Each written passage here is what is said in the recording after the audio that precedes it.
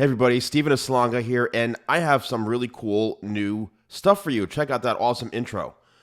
All right, so we are prepping the hair with 25 spray, and today we're doing a haircut on a male mannequin with some longer layers. I'm also using the vent brush, which I think I'm currently almost sold out of on my shop, but I'm having a new version made for it. So now let's get into the cut. We're going to section the hair. That's the first thing we always have to do when doing the haircut. You have to map out your haircut. And notice I didn't take 45 minutes to do one section. Okay? Now, the cut itself, cutting the base. This to me is probably the most important part of the entire haircut because you can simply create a really, really good solid foundation. And also, yes, leave me a super tip. I'd really appreciate that because it does really help. But you could literally cut this, as you can see. I'm not using my hands. I'm not using any sort of comb. And I do apologize sometimes because if maybe one section seems a bit longer, I just don't want to get in the way of the camera. As you can see there, I just cleaned that one part up that was a little bit longer. It's hard getting on certain camera angles. Now what I'm doing is I'm blending in the face frame from the top area into the length. Again, this is the core foundation. This is what is going to, I guess keep the haircut intact. It's kind of like a house, the foundation of the house, and you build upon that. And as you notice, I'm cutting upwards. So when you point your fingers downwards, you're able to cut up. And the opposite way, if you point them up, you're able to cut down. So it's all a matter of the way you hold your fingers. Now you can see right in through here, I'm just really cleaning up what was already there. And there's some parts of haircuts where you may just have to clean them up. You don't have to cut, 2 feet of hair off. You may just say, you know what, I like where this is. I'm just going to blend it and connect it and make it work. So that's what we're doing right now, is just really making sure that the actual base itself is really, really, really solid. All right. Now, I'm cutting, you see, my fingers are pointing up, but I'm cutting down. And on the other side, my fingers are pointing down and I'm cutting up. So it's all about hand positioning, body positioning, and fingers. And this is how you build consistency in a haircut. Next, we're going to cut the layers. So what I'm doing is I'm establishing a guide, which I'm cutting right there in the middle, combing it straight up, and you can see it just past, the length of the comb. Now I'm going to start on the more of the right side of the head, and I'm going to cut everything to that one section we just did. And by doing this technique, it's literally going to keep you having perfectly balanced, even layers throughout the back. And you're taking about 3 sections depending on the density and the thickness of the hair. But this is my second section. And then I'll take probably, or that was my third section, sorry. So here I'm taking my second section right there because the first one was the guide. And now I'm taking one right underneath. For people who have less hair, you may need to take more. But if you do have a ton of hair, I would say take 3 sections in total. So now what I'm doing is I'm going to finish this off right in through here. And then once this part is done, this is my third section right here. Once this part is done, then we have to finish the bottom half because you're probably saying, Salon Guy, what about the rest of it? What about the bottom? And that's what we get into now.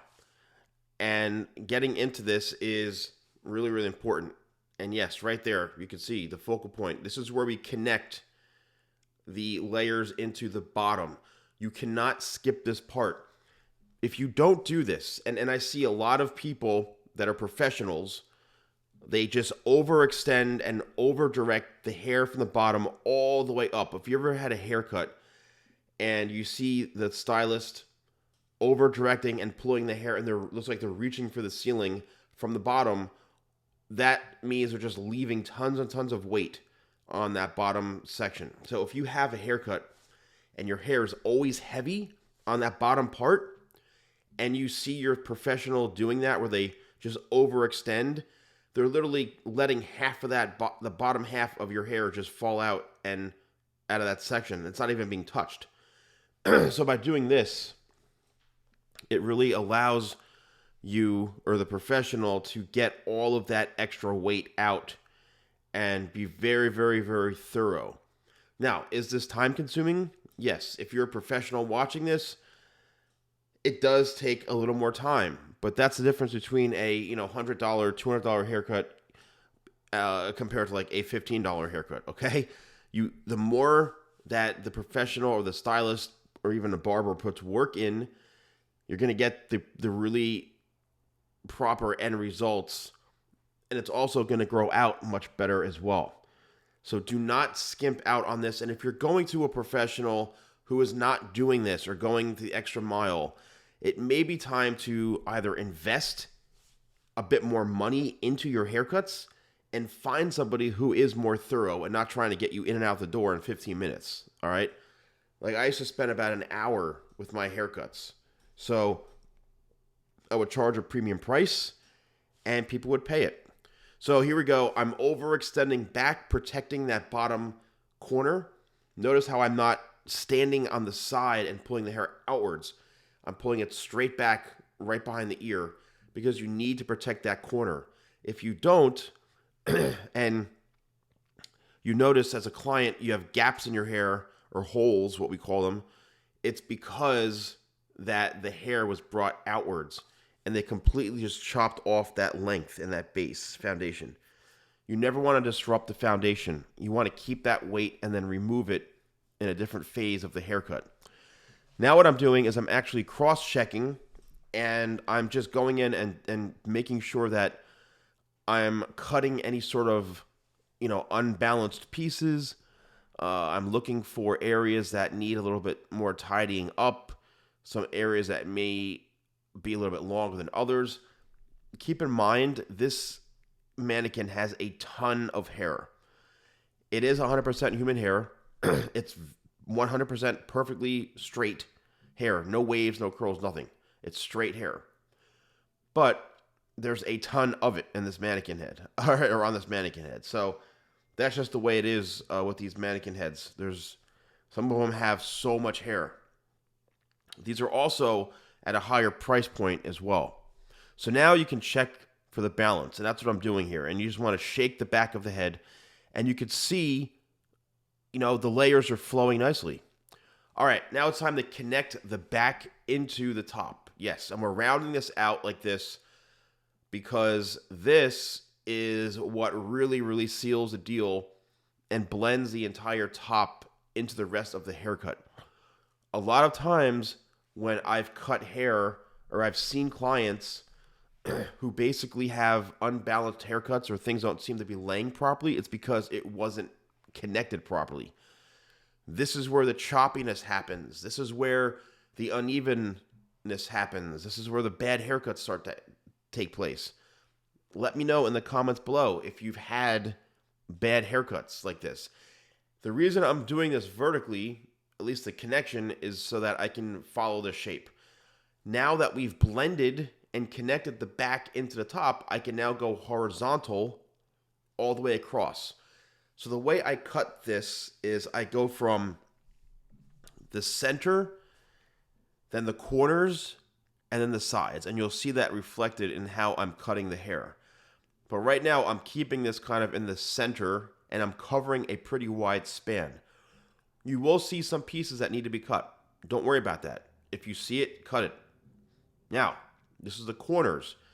This is where the head rounds out in the corner of the head, and this is for both sides.